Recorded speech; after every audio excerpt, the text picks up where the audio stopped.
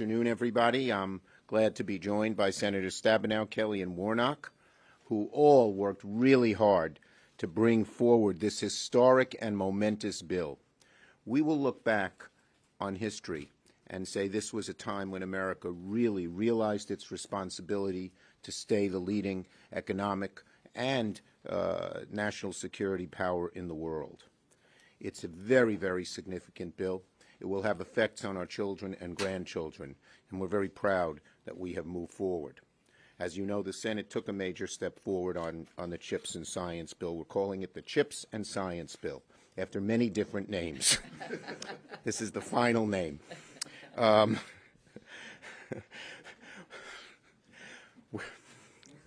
don't know why. Don't say it. We're on track to finish the work on this bill, the CHIPS and Science Bill, before the end of the week.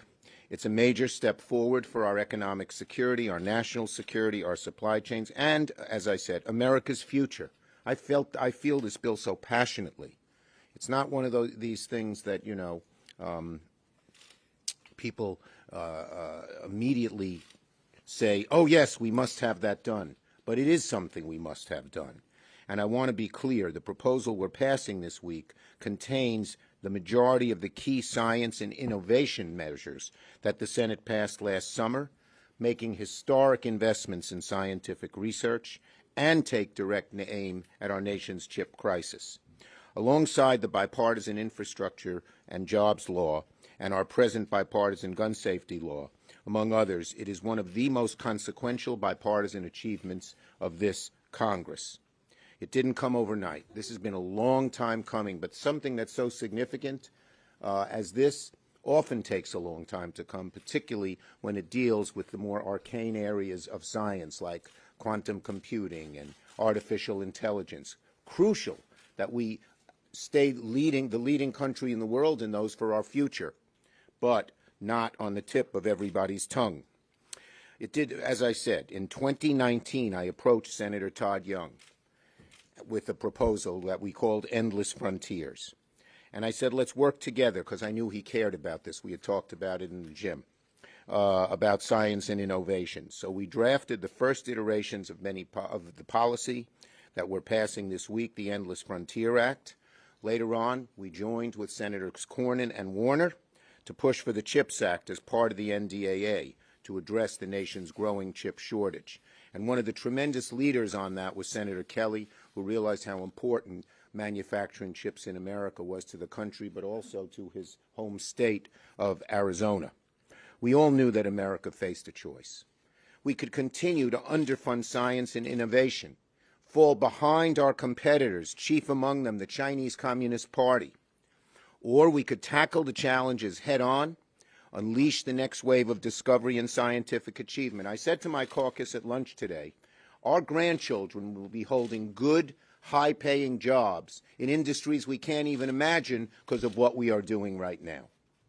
Just as investments in DARPA and NSF created the Internet and made America the tech leader in the world, just as investments in NIH created the pharmaceutical industry, which is the leading industry in the world. This will happen because we're in 10 different areas many times over. So I really feel so passionately about this legislation.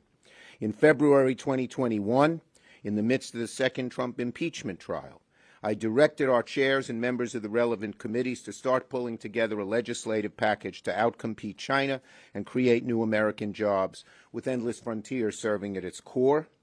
We made a commitment for both sides to work together. The Senate spent 3 weeks with lots of amendments, you may remember, because it was back in 2021, June of 2021, to pass the bill with overwhelming bipartisan support. And now, a year later, the legislation we're passing this week has many of the important measures that we worked on last summer. The core of the science provisions is Endless Frontiers. For instance, last year's bill secured historic investments for science and innovation and to build new tech hubs around the country, in parts of the country, not San Francisco or Boston or Austin or New York City, but places that have a great potential to become tech hubs but haven't been able to. Places like Buffalo in upstate New York or Indianapolis in Indiana and many other cities like that.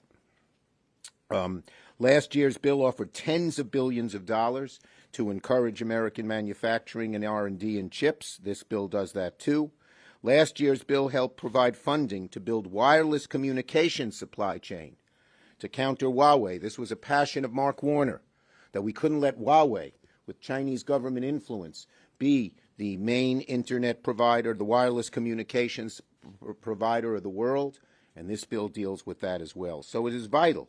And that's why, from the defense industry and intelligence industry to the science community in the universities and in the companies, all the way to the car industry and the appliance industry, so many people understood how important this bill has been. I firmly believe this bill will reawaken the spirit of discovery, innovation, and optimism that made America the envy of the world and will continue to do so. Because of these investments we are making, America will be where we make the next America will be the place where the next transformational breakthroughs in industry and science are made. Senator Stabenow. Well, thank you so much.